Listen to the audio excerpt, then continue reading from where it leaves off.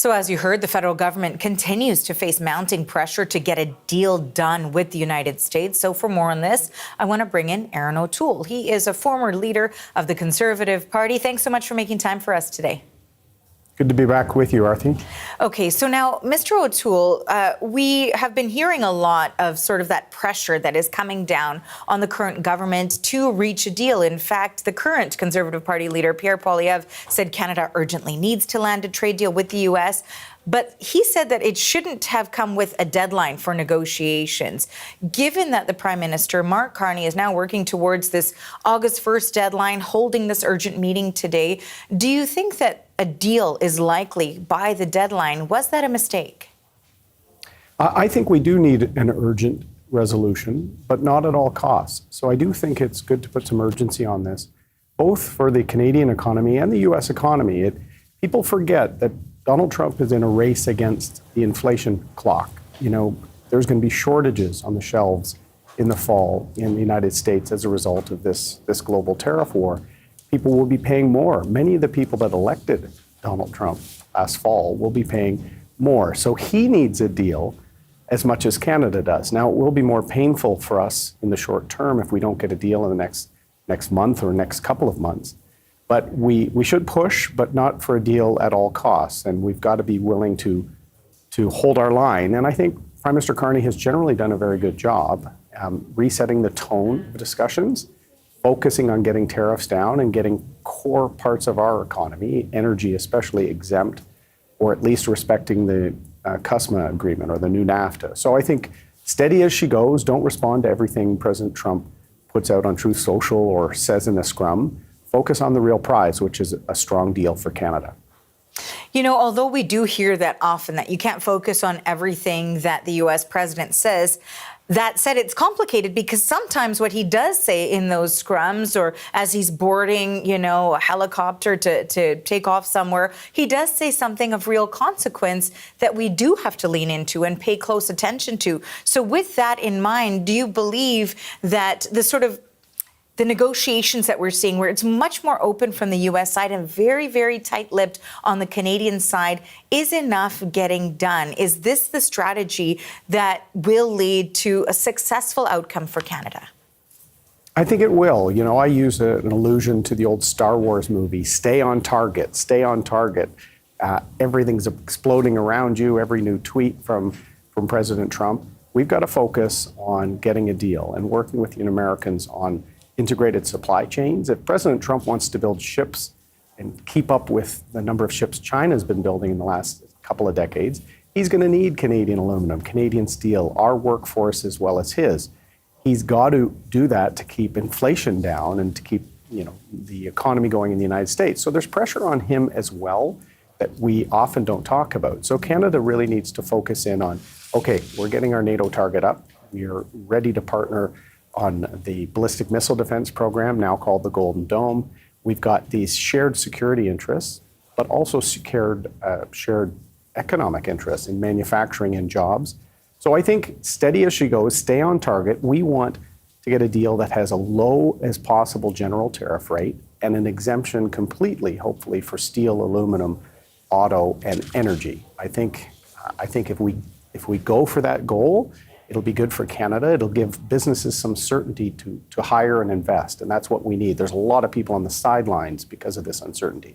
You know, when you talk about exemptions for certain sectors, that is definitely something that those industries are looking for. And we heard the Prime Minister touch on that on his way into the cabinet meeting that he hosted last hour. There was a question, though, specifically, where people may have listened very closely to that response. It was in French, and the question was, is a no tariff agreement possible? And the Prime Minister responded in saying, there's not much evidence, and this is a translation, so bear with me, there's not much evidence at this point of agreements, understandings, or negotiations with the Americans for any country to have a tariff-free agreement. So in some ways saying, hey, you know what, even though we were really looking for no tariffs whatsoever, maybe that's not possible. How do you read that?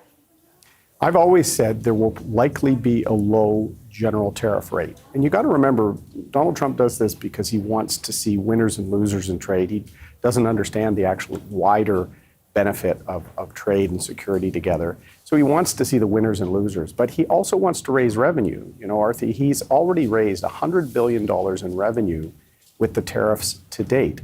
He wants this to essentially be the US GST. He's almost by stealth creating a tax by using tariffs to bring in revenues. Now, the trouble is people have to pay this, so costs will go up on goods and fuel. You're talking household and retail products. These are with people that are living on tight budgets, they can't afford these costs. So President Trump needs to find a rate that will likely be around 10%. Maybe Canada can get slightly better than that, an 8% general tariff with key sectors completely exempt. But I actually think it's a bit fantasy. Having seen Mr. Trump the first time when I was the conservative critic in 2018, he is intent on some form of tariffs. He's used 232s, he's used security, he's used general emergency powers. I think we're going to net out with some level of tariffs. Our goal needs to be exempt core parts of our economy, like energy, steel, and aluminum, and then get that general rate as low as possible. You know, finally, I wanted to ask you about the response. There's some discussions of whether or not there should be a stronger response to or countermeasures when we're talking about U.S. imposed tariffs. You know, there was a poll that came out suggesting that many Canadians do want there to be a tougher response, the whole leaning into elbows up. And whether or not we're actually seeing that, particularly when we saw the digital services tax come off the table. What sort of leverage does Canada now have that could be used? And do we need a stronger stance than we're currently seeing? No, I think our strength needs to be our unity, Arthi. We need to be united, the federal government under Prime Minister Carney and the premiers, to weather this storm. And as I said, to have set deadlines, but also don't take a bad deal. And that means we're going to have to weather some challenging times. We may have to have the government provide some assistance for core sectors like steel, aluminum, and others to weather this period, even until the fall, until we get a deal. And then we need federal provincial cooperation, because the wider risk for our economy is actually the big, beautiful bill. We talk so much about tariffs, but the U.S. is trying to draw manufacturing jobs away from Ontario and Quebec by lowering the corporate tax rate, by giving depreciation bonuses and research and development tax credits. We're actually going to need the federal government and the provinces to align to make sure that these short-term tax incentives and luring of jobs to the United States, reshoring as they call it, although North American manufacturing since the 50s has all been about shared and integrated supply chains. We're going to have to strategically provide these incentives to business to maintain their jobs here. So we need unity. We need strength. That's our best countermeasure. More reciprocal tariffs actually hurt our economy more. So stay on target, as I like to say, and then united as Canadians and the provinces with the federal government having a strong and united front to push for a good deal. Aaron, I want to thank you so much for your time today and your insights. We always appreciate it. Thank you. That is Aaron O'Toole. He's the former leader of the Conservative Party of Canada.